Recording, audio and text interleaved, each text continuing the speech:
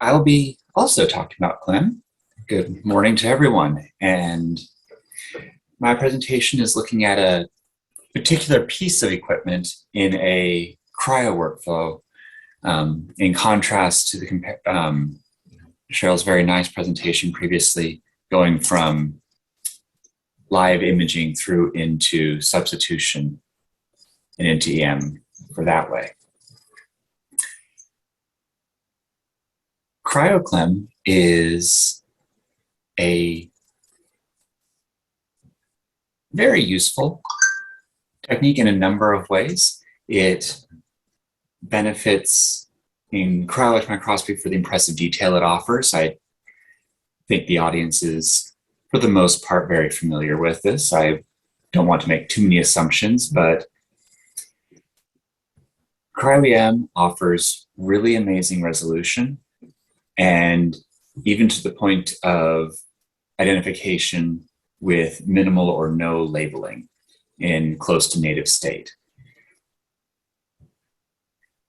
In the difficulties, though, as compared to several of the listed benefits by light microscopy in the previous presentation, it can be a little harder to work with.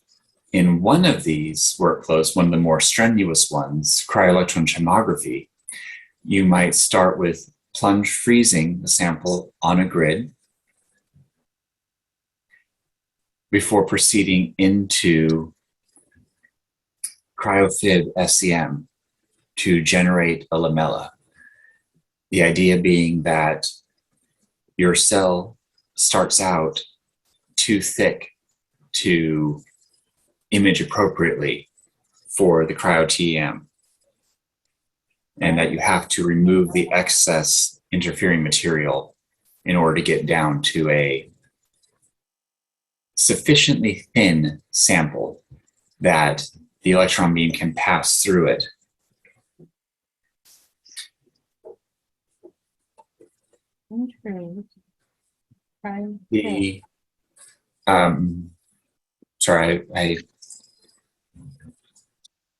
Was there a comment? Might have just been some background noise. My apologies. So, in cryo-EM workflows, there are a variety of challenges. The ones I'll be focusing on around the Coral Cryo as a complete workflow are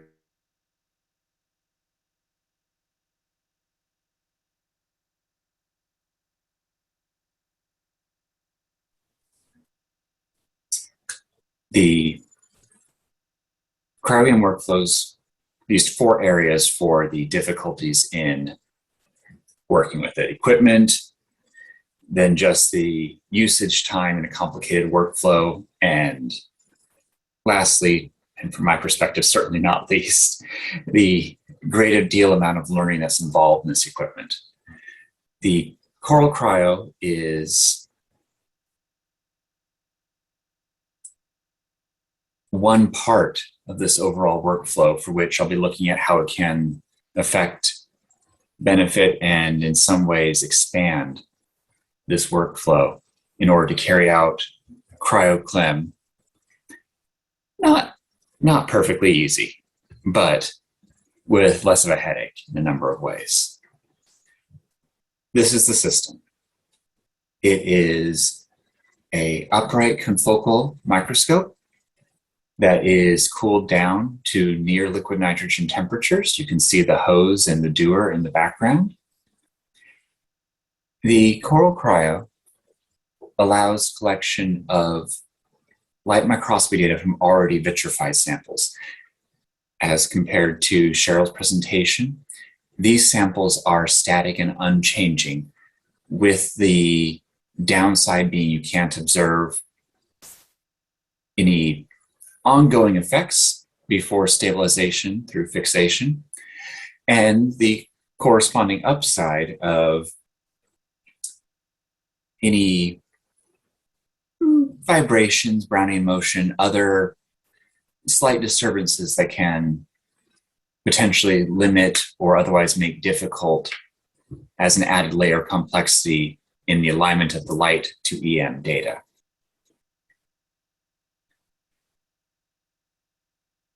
There are several features to this system. The software, the light microscope, as coupled to what Leica calls our cryomicroscopy kit. This is a shuttle for handling the vitrified samples that can no longer be warmed up without ruining them, the stage for imaging the samples under those conditions, and then the uncelebrated workhorse of keeping the whole thing going, which is the pump and pump control, for which hours of imaging would fail at the outset if you couldn't keep the sample cold. I'll be referring to several parts of this workflow over the course of the presentation. To touch on them in brief overview, imaging is in the middle of the workflow. You might start by carefully laying out the position of the cells on a grid. In Leica's favored workflow, this could be with the Alveole Primo. The idea being that saving yourself effort by how you lay down the cells, both in terms of cell density and cell position, can facilitate tracking and save time later. Plunge freezing onto an EM grid is one of the more common ways of vitrifying samples within the field of cryo-EM. Plunge freezers work with rather small volumes. In Leica's case, just out of habit, I'll probably be referring to plunge freezing either by that term or the EMGP2. For the Coral Cryo, boxed in red, there is both the hardware in order to enable the actual physical imaging, as well as the software for collecting the information and passing it on to subsequent stages of the workflow.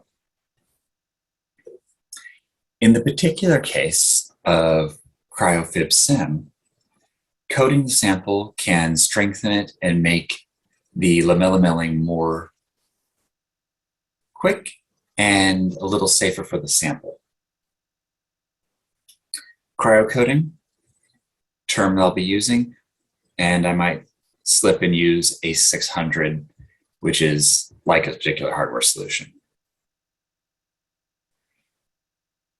The last parts of this step are getting the sample, maintaining it in the vitreous state from the cryolight microscope to a cryo-electron microscope. The cryotransfer I won't be touching on to any great detail. There's a variety of different equipment that can move a sample from liquid nitrogen onto EM systems. From FibSim to cryo-TEM, the sample also has to be preserved, and I'll make particular note of how difficult it can be to protect a lamella during the transfer process. Throughout the entirety of any CryoCLEM workflow, it is an argument I would feel comfortable making that protecting the lamella itself, for which you are working with nanometer thick, carefully cut section, any amount of frost building up can be very frustrating. Frost is, of course, the accumulation of condensed water in the form of ice crystals onto the sample, for which the fib powers through very readily, but transmission electron microscopy suffers dramatically, and also for which the accumulation of water suggests contamination onto the sample, but also presents the risk of the sample being warmed up in small spots and degrading the quality of it. To come back to the Coral Cryo, the goal is precision, performance, and productivity, words that would apply, I would hope, towards any workflow that a user does not want to spend a lot of time and money on. The idea being, look at the sample in as close to native context as possible, collecting the 3D targeted information as well. In doing so, collect as high quality light microscopy data as possible and seamlessly get that onto EM in terms of the sample, and then combining it, the light and EM data, into the final state. To start at the last point, productivity. In terms of Coral Cryo, I've mentioned the CMK. This is based entirely around keeping a sample cold as minimally perturbing an imaging session as possible. There are two major parts to this: the cryo stage itself and the shuttle. In working with any sort of sample at cryo temperatures, once it's on a imaging stage, whether light or EM, between the listed examples, it's much easier to keep the sample secure. You can have an enclosed chamber pumped with liquid or gaseous nitrogen, or in the case of EM, a vacuum chamber conductively cooled or radiatively cooled to keep the sample nice and clean. The shuttle is analogous to many other types of sample transfer, with a liquid-cooled gas nitrogen working area to load and handle the samples. The main daily relevance for the Coral Cryo is the pump. I don't even have a picture of it, but as the uncelebrated hero of this, the interface between the stage and the pump is designed to minimize stage vibration that can affect the quality of resolution during imaging, while still keeping the sample cold and contamination free. With any sort of cryo transfer, the human handling steps represent some of the largest risk, for which the need to move grids around within the transfer shuttle does present a point of daily concern, but the ability to move the samples across the shuttle to the stage through a cartridge system minimizes the amount of sample handling, allowing greater speed. I've been using this system for a couple of years now, and with sufficient practice, it's a minute maybe to get a sample fully loaded and onto the stage. Quite quick with practice. Minimize the amount of contamination. Once the sample is safely held, safely handled, there is still the question of the data you're collecting.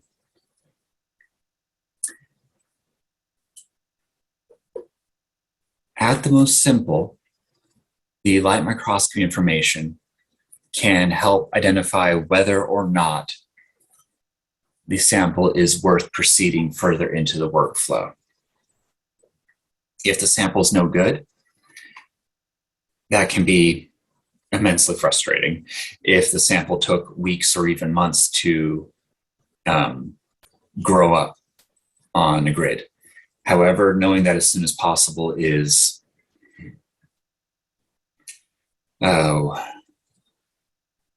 not a very soothing, but at least it saves some time.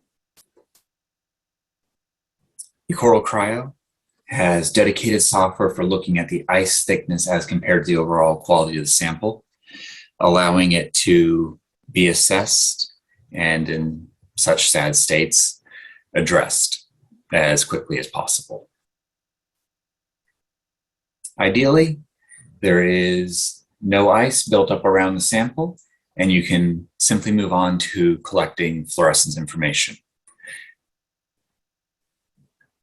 In looking at a sample on an EM grid, autofluorescence is commonly a problem for which the metal of the grid tends to provide a lot of extraneous information.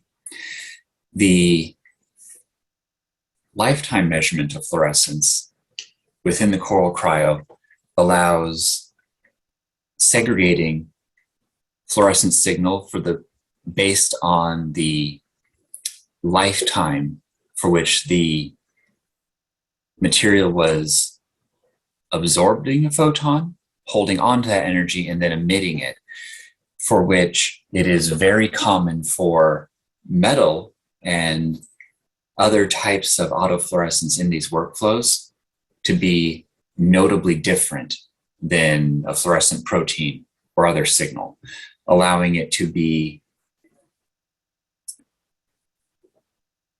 separated out and used to collect just the signal of interest, even as the rest of the sample is also glowing. Finally, in very minimal time duration post-processing, Lightning is a software-based refinement onto the collected data, such that you can get removal of some of the fuzziness in an image, allowing more precise targeting and interpretation of the data.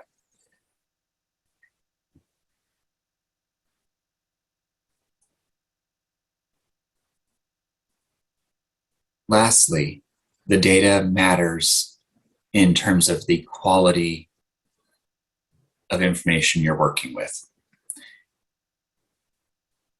A piece of cryo hardware that I intentionally skipped over, though it is perhaps not much of a surprise, is how the light is collected from the sample on the cryo stage. There are many different types of objectives. This one is a specially designed cryo objective focused around having as high a numerical aperture as achievable. This is not a long throw objective. It gets right up next to the sample. And in order to avoid the heat of the objective, then melting the sample, it has to also be cooled. There is quite a lot of ceramic and plastic touching the glass lenses of this objective, the black portion, allowing it to be cooled without cracking or breaking under the thermal stress, such that this objective can get right up next to the sample to collect as much high quality light information throughout the imaging as feasible.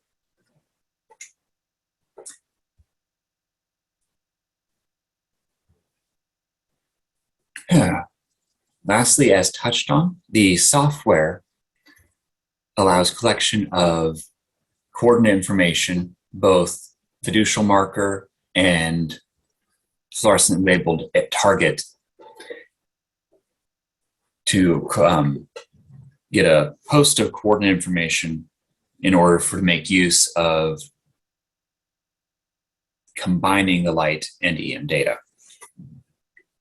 This information is exported in an open format. It's in many ways analogous to an HTML document of XYZ for each position, as well as information can be used to identify each type of sample and the scaling and other light microscopy information to make the most use of it.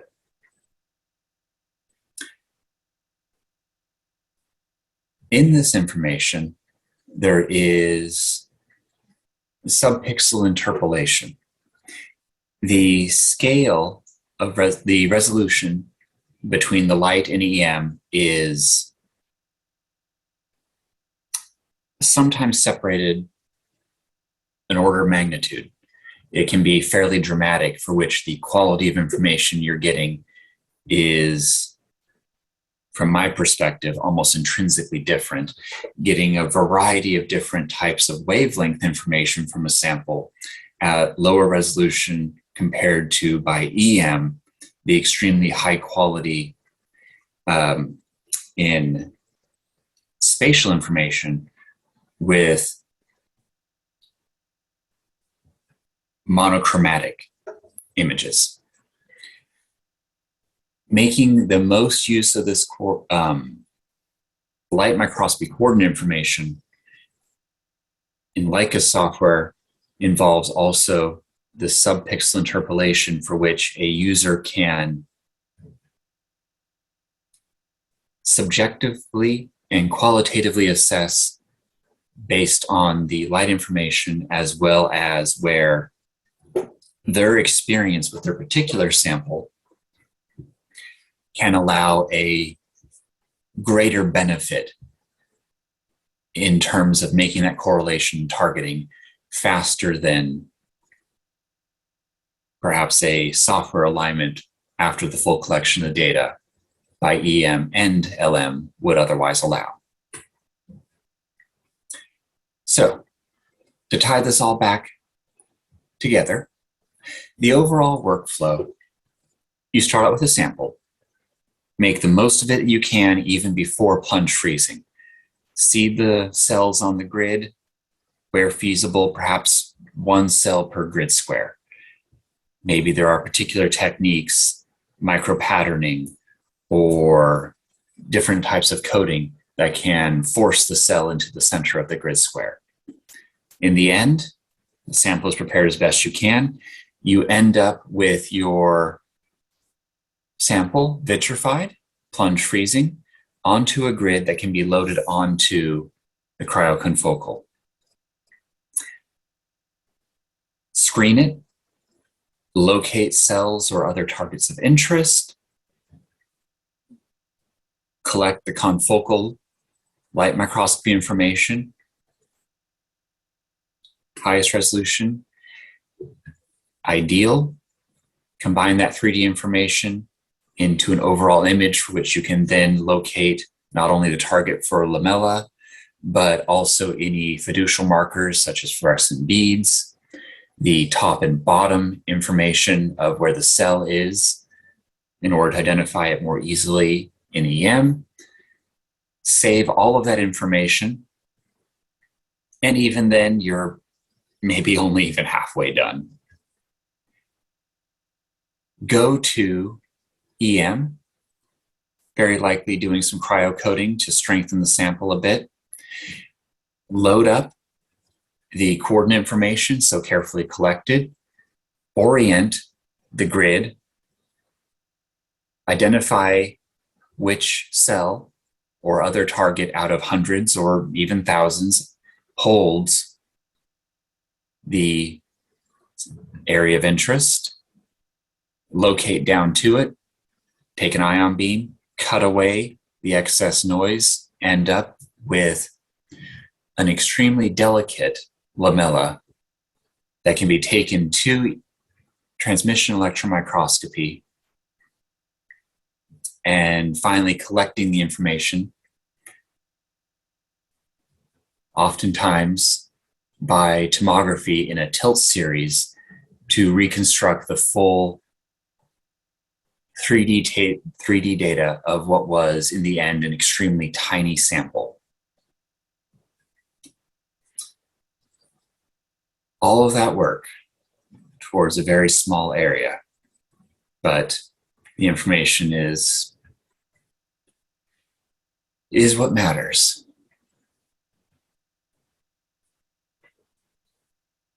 So, in the buzzwords of Coral Cryo, precision, performance, and productivity.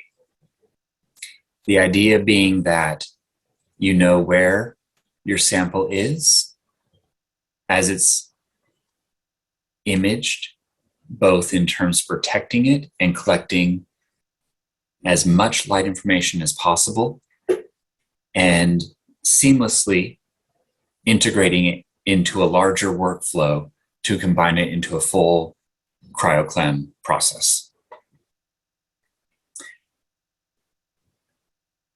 I hope I didn't speed through this too quickly, but I also wanted to be respectful of the time in this, and hopefully by relying on some of the excellent commentary in the previous presentations, I didn't skim over anything too quickly. Thank you everyone for your attention, and I think there might be a couple of minutes for questions. You'll need to unmute yourself before going. Okay, thank you, Seth. Any question for Seth? Seth, I have kind of a question. So this workflow, is it applicable for tissue at this point? Can you use like a cryo section of tissue to do this workflow? If it can be vitrified and on a grid, that is what I would encourage as the overall limitation. For your direct question, I think it would be feasible. It would be difficult to collect a sufficiently thin vitrified section of tissue.